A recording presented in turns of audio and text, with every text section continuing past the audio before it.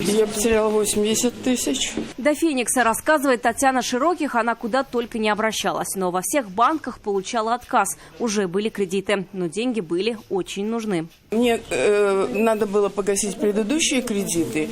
И частично мне еще нужны были деньги для того, чтобы на лечение моего пасынка. В Фениксе ей обещали помочь, но за свои услуги сперва попросили 50 с лишним тысяч, а потом еще почти 30.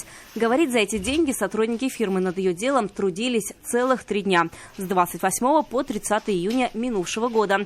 Предложили ей кредитного донора, человека, который вместо нее возьмет кредит, если она сама будет его погашать. Потом, правда, сказали, что он отказался. На этом работа была закончена. Все закреплено актом. Акт выполненных работ был подделан. Однозначно. Потому что когда они кучу документов мне выбросили, и все подписывали, а верхушка, акт выполненных работ, там вообще не было написано, что это акт выполненных работ. Владимир Горянкин хотел купить машину. Цена больше 1 миллиона. Накоплений не хватало. Банки в займе отказали. Кредит уже был, к тому же возраст. У меня 70 лет, поэтому они там до 60-65 лет.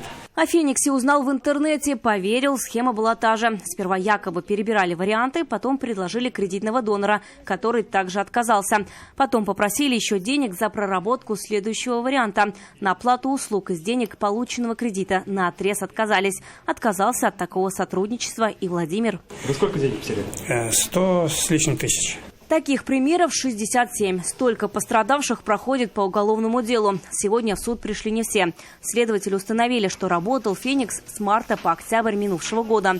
В общей сложности люди, потерявшие надежду на получение кредита самостоятельно, заплатили фирме больше 5 миллионов рублей. Согласно материалам дела, клиентов сознательно вводили в заблуждение и давали ложные надежды, чтобы получить от них как можно больше.